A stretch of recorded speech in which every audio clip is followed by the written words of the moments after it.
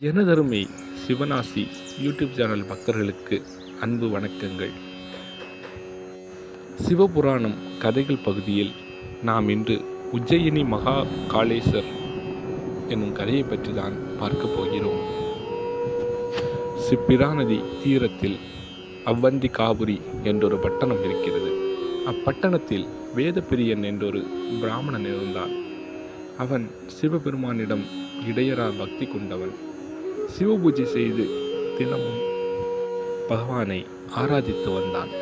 அவனுக்கு 4 புதல்வர்கள், தேவப்பிரியன், மேதன், சுவிரதன், தர்மாவதி ஆகிய அந்நால்வரும் தந்தையை போன்று சிவபூஜையில் பக்தி நிரம்பியவர்கள்.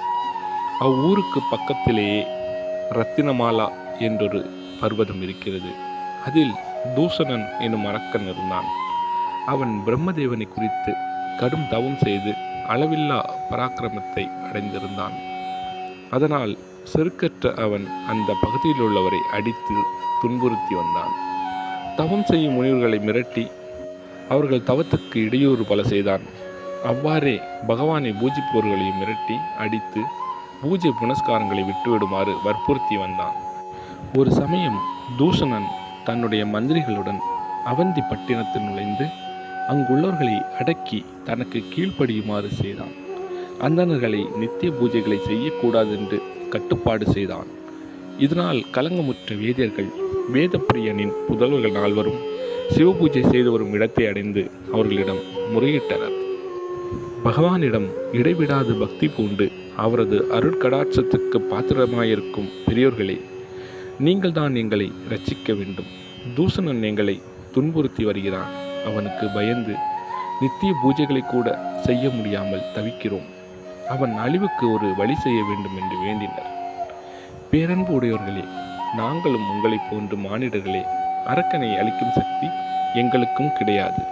நம் அனைவரையும் காத்து ரட்சிக்கும் சர்வேஸ்வரன் இருக்கிறான். அவன் மீது பாரத்தை போட்டுவிட்டு நாம் நமக்கு விதிக்கப்பட்ட கர்மாக்களை செய்து வருவோம். நம்மை ரசிப்பது அவர் பொறுப்பல்லவா என்றனர் 4. பின்னர் அவர்களையும் தங்களோடு சேர்த்து கொண்டு பூஜையில் ஈடுபட்டனர். தூஷணன் மந்திரிகளுடன் அட்டகாசம் செய்து கொண்டு அவ்விடத்துக்கு வந்து சேர்ந்தான். அவனை கண்டு பட்டணமே நடுங்கும் போது அங்கே கொஞ்சமும் பயமின்றி அவர்கள் சிவபூஜையில் ஈடுபட்டிருப்பதை கண்டதும் அவனுக்கு ஆத்திரம் உண்டாயிற்று. இடிபோஞ்ச முழக்கத்தோடு அவர்களை நெருங்கி, என்ன காரியம் செய்தீர்கள்? இம்மாதிரி பூஜைகள் எனக்கு பிடிக்காது என்றும் இவற்றை செய்யக்கூடாது என்றும் நான் கட்டளையிட்டது நீங்கள் கேட்கவில்லையா என்று சீறினான். அரக்கனை கண்ட மாத்திரத்திலேயே எல்லோரும் நடுங்கினர். ஆனால் வேதப்பிரியனின் புதல்வர்கள் 4 யாரும் பயப்பட வேண்டாம் என்றும் பகவானை தியானித்து பூஜையில் ஈடுபடுமாறும் சொல்லியிருந்தனர். ஆகவே அரக்கனின் கோபத்தை அவர்கள் லட்சியம் செய்யவில்லை. தூஷணன் குறியாய் குறித்தான். அவர்கள் எல்லோரையும் நசுக்கி கொல்லுங்கள் என்று தன்னுடன் வந்த மந்திரிகளுக்கு கட்டளையிட்டான்.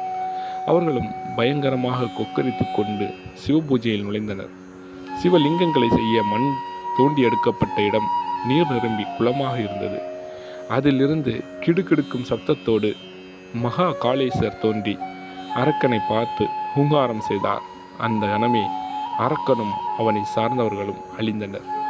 அவந்தி பட்டணத்து மக்கள் பெரும் மகிழ்ச்சியோடு வந்து பகவானை பல விதங்களிலும் துதித்து கொண்டாடினர்.